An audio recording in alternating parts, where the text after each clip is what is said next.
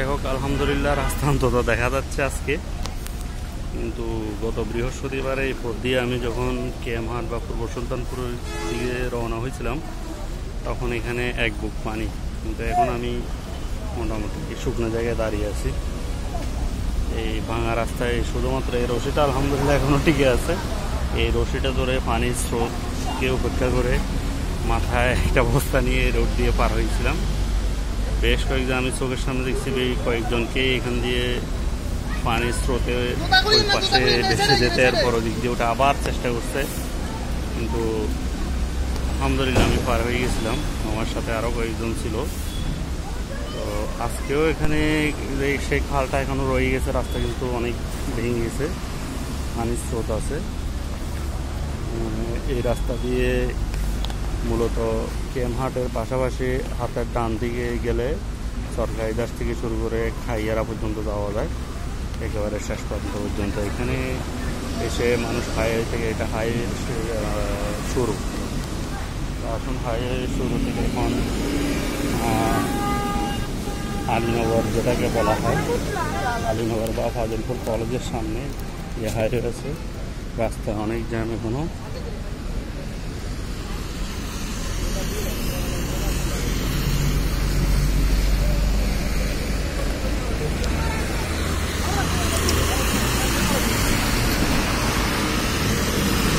রাস্তা থেকে স্বাভাবিক মনে হলেও কিছুক্ষণ পর আবার লেগে যাবে যখন।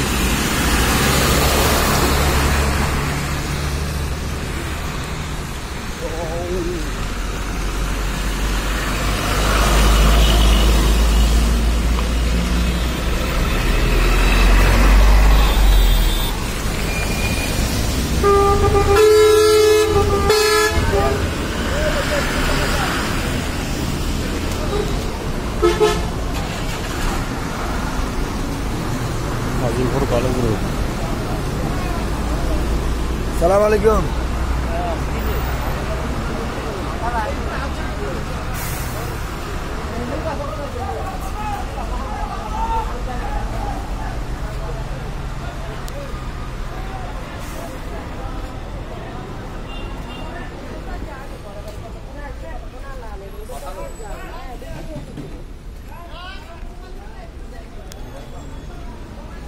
এই রোড দিয়েই Fazilpur station, rail station, Fazilpur বাজার এবং ফাজিলপুর কলেজে যাওয়া হয়।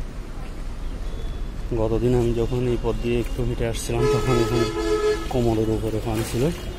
আজকে আলহামদুলিল্লাহ কিছুটা হলেও রাস্তা দেখা যাচ্ছে।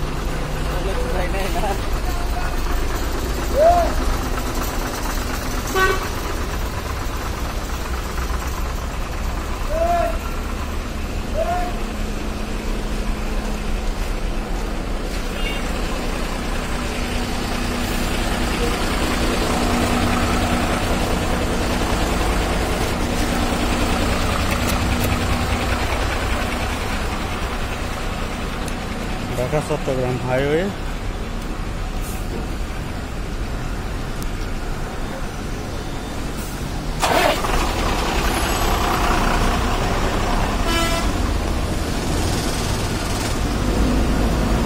এখন এই হাইওয়ে দিয়ে হাঁটছি, কিন্তু গতদিনও এখানে হাতের উপরে পানি ছিল।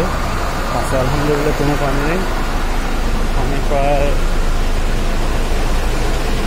অনেক কমে গেছে। হাইওয়েতে এখন কোনো পানি নেই, কিন্তু রাস্তায় অনেক জ্যাম। দেখা যাক।